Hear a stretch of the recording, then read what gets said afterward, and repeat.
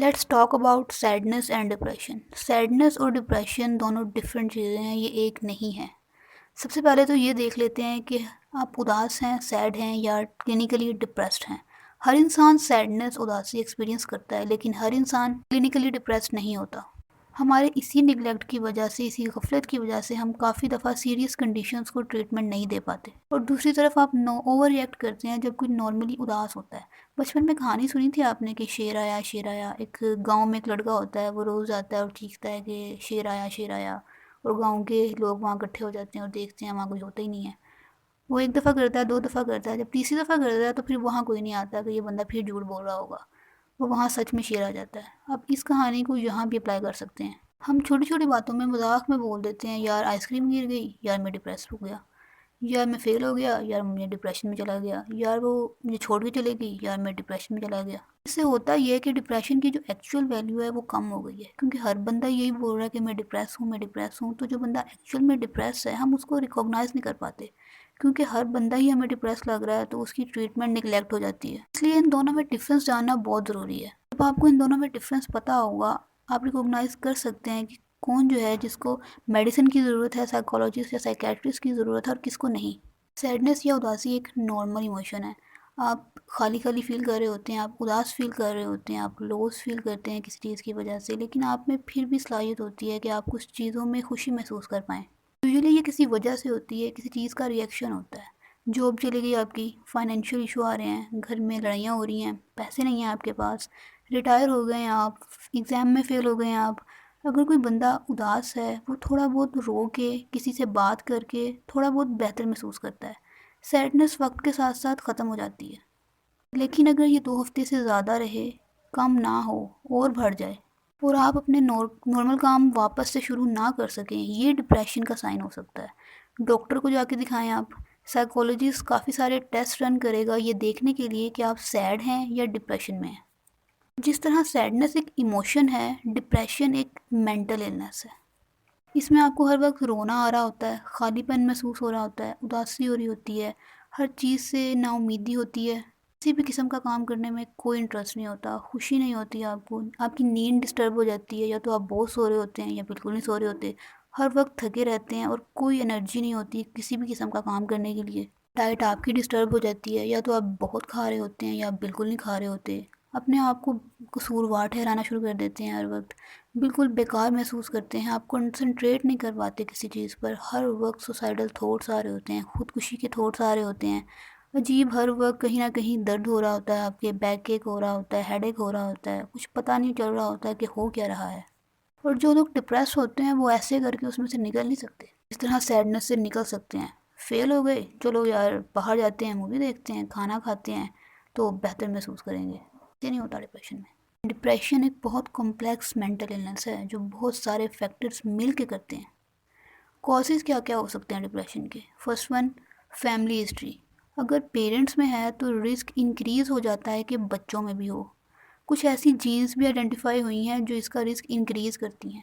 دماغ کا ایک حصہ ہوتا ہے ہپوکیمپس. کچھ ڈپریس لوگوں میں دیکھا گیا ہے کہ یہ حصہ چھوٹا ہوتا ہے.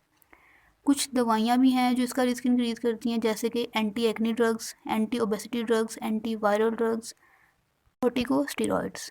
کچھ میجر حادثات آپ پہ ایموشنل فزیکل اثرات چھوڑ جاتے ہیں سالوں کے لیے، اسپیشلی اگر آپ کے بچپن میں ہوئے ہیں آپ کے ساتھ. وہ آپ کو ولنریبل یا آپ کو کمزور چھوڑ جاتے ہیں کہ آپ جب بڑے ہو جائیں گے، اور اگر اور فیکٹرز مل کر آپ کے ساتھ یہ ہوتا ہے کہ وہ سسپیکٹیبل ہو جاتے ہیں آپ کہ آپ کو ڈپریشن ہو جائے، جیسے کہ پیرنٹس کی ڈیتھ، چائلڈہڈ ابیوز، کچھ پرسنل پرابلمس کی وجہ سے بھی یہ رسک انکریز ہو جاتا ہے. جیسے کہ اگر آپ بالکل ہی سوشلی آئسولیٹڈ ہیں، کسی سے بات نہیں کرتے، کسی سے ملتے نہیں ہیں، آپ سب دوستوں سے، خاندان والوں سے آپ کی لڑائیاں ہوئی ہیں.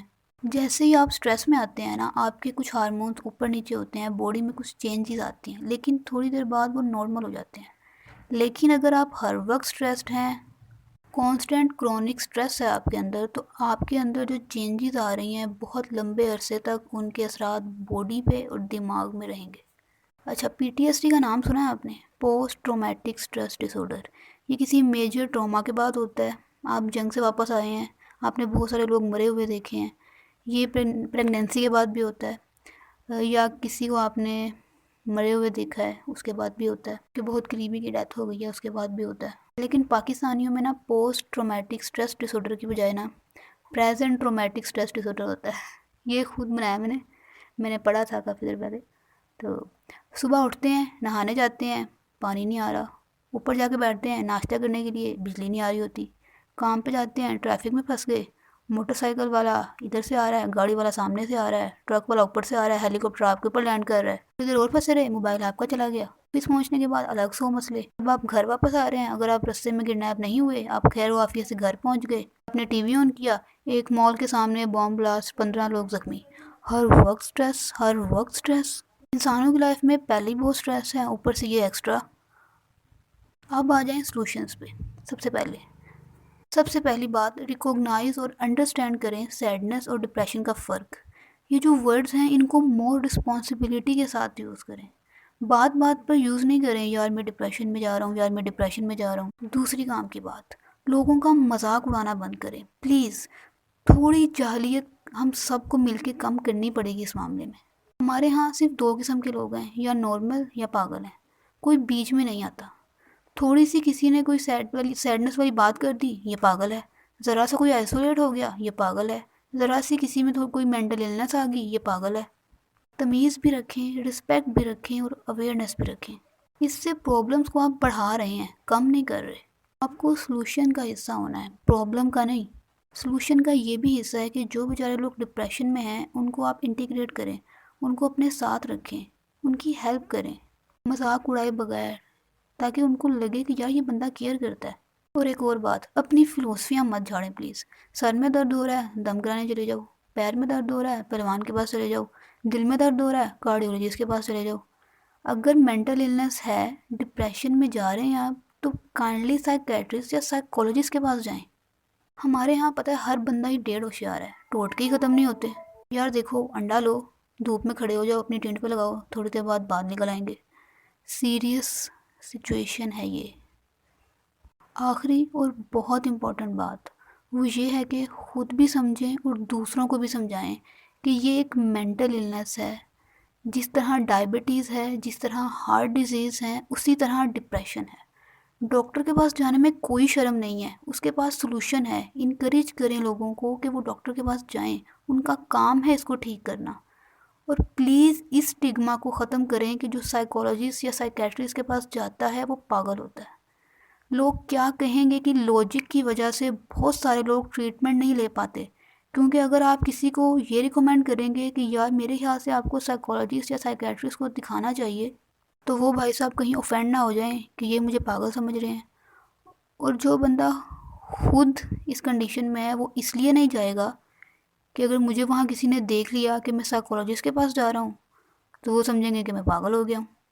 اچھی بات یہ ہے کہ ڈپریشن کے لیے کافی ٹریٹمنٹس ہیں. یہ ایک ملٹی ڈسپلنری پروگرام ہے جس میں میڈیسن، ٹاکنگ تھراپی اور بہت سی ڈفرینٹ تھراپیز شامل ہوتی ہیں جو آپ کو واپس سے ٹریک پہ لا سکتی ہیں. تو کم سے کم آپ کو یہ بات پتہ چل گئی کہ ڈپریشن چوائس نہیں ہے. کوئی چاہتا نہیں ہے اس میں جانا، اس سے نکلنا ہی چاہتے ہیں سب اگر کوئی ڈپریسڈ ہے تو، لیکن اس سے نکلنا بھی اتنا آسان نہیں ہے.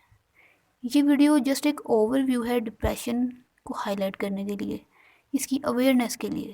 آئی hope it's helpful for you, so share with your friends. Thanks for watching.